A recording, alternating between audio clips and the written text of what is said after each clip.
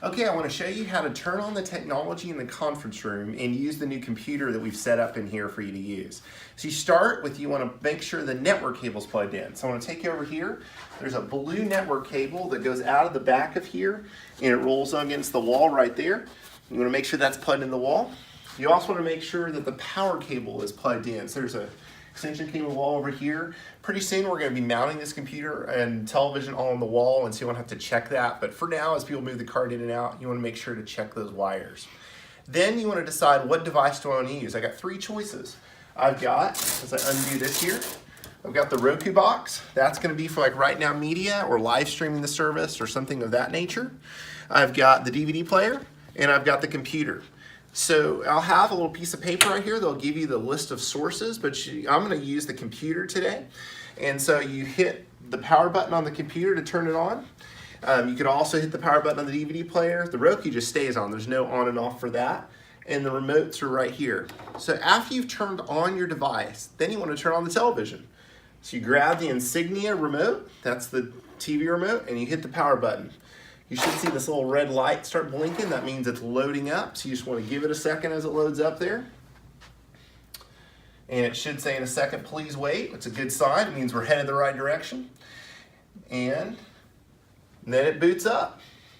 So if I want to change what source my TV is watching, I want to hit this input button on the remote, and it's going to give me choices of which thing. So for the computer, I'm going to change it to HDMI 1.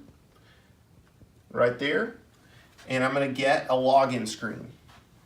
Now we have a wireless keyboard and mouse for this, so those are down here in the bottom of the cart, or it'll be sitting on the shelf, and they both have power buttons. So you flip the power button on the mouse to on, get a little green there. Power button on the keyboard is right here, flip it to on, you'll see green instead of red, and they both turn on like that. And now I can use these to talk to the computer. So the login, you can get your password from any Grace staff member. They're going to get an email with the login for all the rooms. And so I'm going to type in the conference room login right there and hit enter. And it's going to log me in to the screen. Now I can either take someone to a website if I want to show them a YouTube video, or I can take like a thumb drive. Like I have a PowerPoint that I want to play to my group tonight. So I'm going to take a thumb drive. And I'm going to walk over to the computer. I'm going to plug it into this little USB port right here on the front, get a little happy sound. And then I can go play something from that thumb drive. The way I get to that thumb drive is I go down here to this little Windows Explorer button with folders. And I'm going to click that, and it's going to pop up a window that's going to show me what's on the computer. And my thumb drive, mine's called Dell Restore, yours may be called Bob's Files, but I click that thumb drive and this is my files that I just plugged in. And if I have a PowerPoint, I'll just double click it and run it right there. You can also get access to here via Dropbox. And I've also given all the Grace staff a login to Dropbox.